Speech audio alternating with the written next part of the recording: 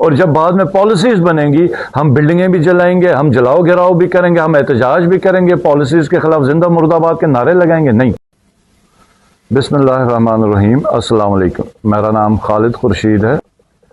حلقہ نمبر جو 23 ہے، وہاں پر ہمارے جو کینڈیڈیٹ ہیں عبدالرحیم صاحب ہیں، ان کا جو انتخابی نشان ہے وہ وکٹ ہے، اور یہ حلقہ جو گانچے کا ہیڈ کوارٹر ہے، خپلو، چھوربٹ اور آگے جو بھرا یہ پورا ایریا ملا کے یہ حلقہ بنتا ہے۔ بڑا اہم حلقہ ہے، گانچے کا جو سینٹر کا حلقہ ہے۔ تو یہاں پر ہمارے کچھ اور کینڈیڈیٹس بھی تھے، ہمارے جو پچھلے دور کے جو ہمارے ساتھ رہے، منسٹری کے لیے چھوڑ کے گئے، ان کے اوپر تو میں خاص کو تبصرہ نہیں کرنا چاہوں گا، لیکن گانچے کے لوگ غیرت مند ہیں، غیور ہیں، وہ اپنا فیصلہ کر لیں کہ ان کو کس قسم کا بندہ چاہیے۔ آپ لوگوں کو نمائندہ کیسا چاہیے؟ ایک ایسا نمائندہ چاہیے کہ جو جب بھی اقتدار میں کہیں بات آئے مفاد کی، فائدے کی، تو وہ اقتدار کی طرف دوڑے، چاہے جس مرضی کی حکومت ہو۔ وہ یہ نہ دیکھے کہ آگے لوگ کیسے ہیں، کیا اس پہ کوئی اصول کا سودا کرنا تو نہیں پڑتا، کیا کوئی وعدہ وعید سے انحراف تو نہیں ہے۔ تو آپ کو جو غیرت مند لوگ ہیں، ان کا نمائندہ جو ہے وہ ایک غیرت مند شخص بن سکتا ہے، ایک ایسا شخص بن سکتا ہے جو مشکل وقت میں کھڑا ہو سکتا ہے۔ اور گلگت بلتستان کے لوگ تو مجھے امید ہے کبھی بھی کسی لوٹے کو اور کسی ایسے اتحاد کو نامینیٹ نہیں کریں گے جن کا نصب العین ہی یہی ہے کہ آگے جس کی حکومت آ گئی تو ہم اس کی سپورٹ کریں گے۔ مثال کے طور پہ حکومت یزید کی آئی تو کیا آپ اس میں بیٹھ کے جھنڈا لیں گے؟ اور جس نے بھی یہ نعرہ لگایا وہ صرف اور صرف اقتدار کے لیے، اپنے جھنڈے کے لیے، اپنی منسٹری کے لیے اور اپنے وقتی اقتدار کے لیے، گلگت بلتستان کے عوام، بالخصوص گانچے کی عوام، آپ کا مینڈیٹ استعمال کیا جائے گا، آپ کو بیچ دیا جائے گا۔ اب یہ وقت ہے حق پرستوں کا، کہ ایمان والوں کا، جن کو اللہ کے اوپر بھروسہ ہے اور جن کو یہ پتہ ہے کہ ذلت عزت اللہ کی طرف سے، زندگی موت کا جو مالک ہے وہ رب ہے، اور جو روزی دیتا ہے وہ اللہ پاک کی ذات ہے۔ تو دنیا میں کوئی ایسا شخص نہیں ہے جس کے سامنے نہ ہمیں جھکنے کی ضرورت ہے، نہ کوئی طاقت، نہ کوئی لالچ ہمیں خرید سکتا۔ تبھی جب ایسے لوگ آئیں گے، ایسے نمائندے آئیں گے، تو پھر گلگت بلتستان کی بات ہوگی، یہاں کے پہاڑوں کی بات ہوگی، یہاں کی زمین کی بات ہوگی، یہاں کے کمزور طبقے کی بات ہوگی، نوجوانوں کی بات ہوگی۔ ہم چنیں گے ہی ایسے بندوں کو جو تیار بیٹھے ہیں کہ جہاں پر اقتدار آئے ہم نے وہیں پہ جانا۔ خاص طور پہ میں خپلو کے جو نوجوان ہیں ان سے میں مخاطب ہوں کہ یہ کیسا ہو گیا کہ مطلب جہاں پہ اقتدار ہوگا ہم ادھر جا کے بیٹھ جائیں گے۔ اس سے تو بہتر ہے ہم سارے پاکستان میں فیصلہ کرتے ہیں کہ ہم ملتے ہی امریکہ کے ساتھ ہیں، کیونکہ ادھر تو زیادہ پیسہ ہے، ان کا تو ڈالر ہے، ان کے پاس تو بڑی وہ بھی ہے، کیا کہتے ہیں، طاقت بھی ہے۔ تو پھر احتجاج کس چیز کا، جلاؤ گھیراؤ کس چیز کا؟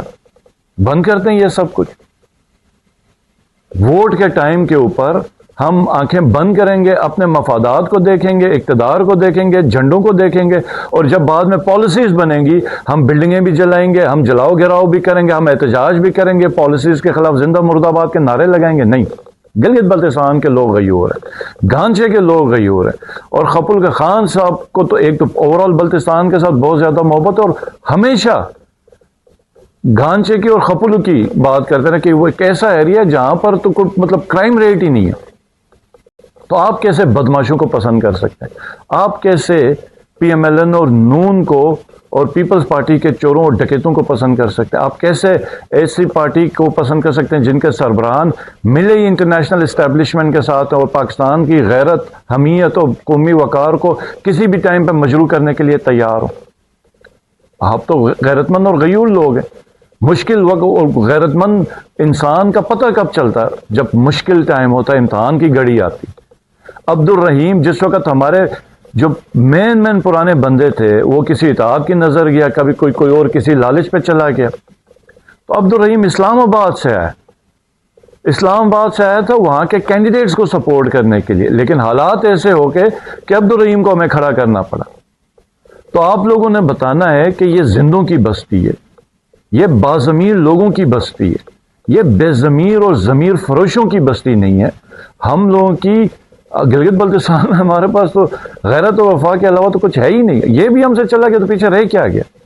تو آپ لوگوں نے پاکستان تحریک انصاف کے کینڈیڈیٹ کو عبدالرحیم صاحب کو ووٹ کرنا، ان کا انتخابی نشان وکٹ ہے، اور آپ نے بتانا ہے کہ گلگت بلتستان کے لوگ باشعور ہیں، وہ سمجھتے ہیں کہ عمران خان کے خلاف جو سازش رچی گئی وہ بالخصوص پاکستان کے خلاف سازش رچی گئی، وہ غزہ کے مسلمانوں کے خلاف سازش رچی گئی، وہ ایران کے لوگوں کے خلاف سازش رچی گئی۔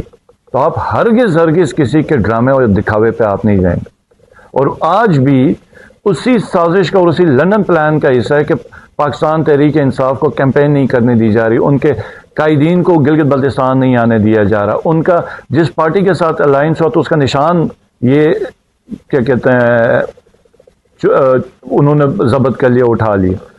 تو یہ سب کیوں ہو رہا ہے کہ کہیں آپ لوگ جاگ نہ جائیں، کہیں آپ لوگ کو فیصلہ نہ کریں، یہ آپ کے فیصلے سے خوف زدہ ہے۔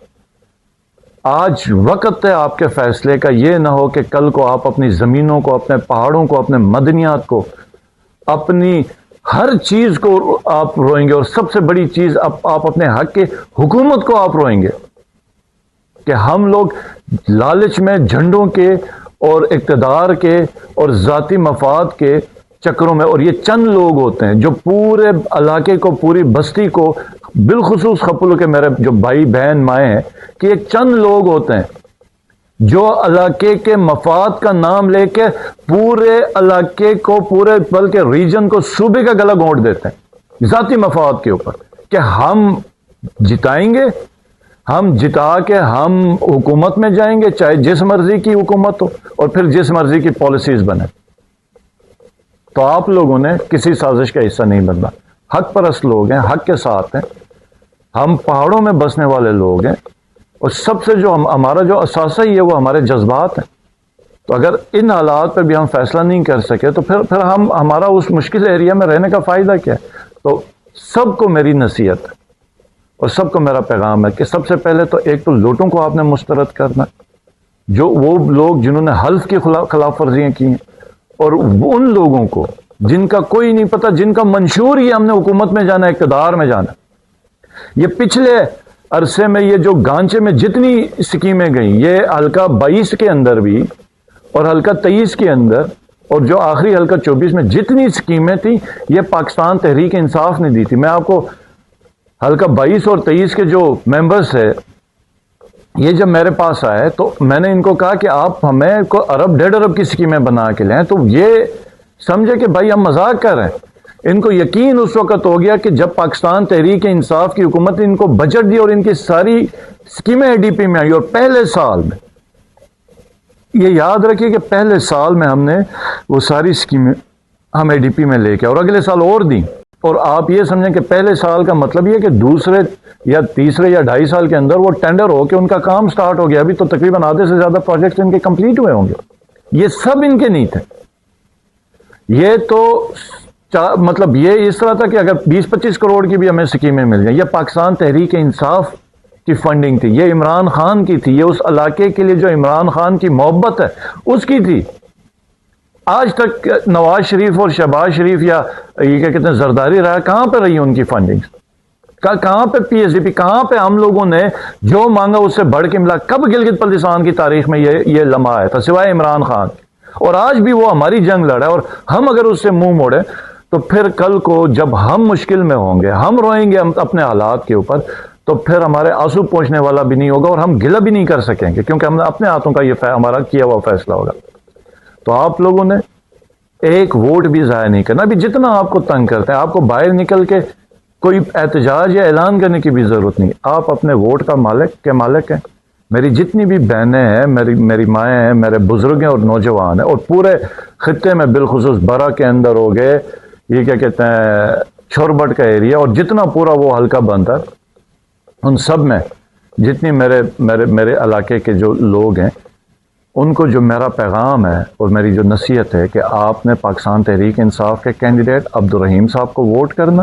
نظریاتی شخص ہے، پاکستان تحریک انصاف کے ساتھ شروع دن سے جڑا ہوا ہے، اور جو مرضی تبدیلی ہے، جو مرضی فیصلہ ہو، یہ شخص پاکستان تحریک انصاف کے ساتھ کھڑا ہے. اسلام آباد میں بھی کھڑا ہے، اسلام آباد میں بھی جو ہمارے کینڈیڈیٹس ہیں ان کو انہوں نے سپورٹ کیا، اور گلگت بلتستان کے اندر بھی جس قسم کی ذمہ داری، جس قسم کا وزن بوجھ پارٹی نے ان کے کندھوں پہ رکھا ہے، اس نے لبیک کیا. ایسے شخص کو، ایسے بیٹے کو آپ لوگوں نے مایوس نہیں کرنا ہے. وکٹ کا نشان یاد رکھنا ہے. 7 جون کو آپ نے عبدالرحیم کو جتانا ہے، اور یہ جتنے فصلی بٹیرے ہیں، جتنے لوٹے ہیں، ان سب کو آپ نے مایوس کرنا، اور ان کے ہینڈلرز کو بھی آپ نے جواب دینا اپنے ووٹ سے.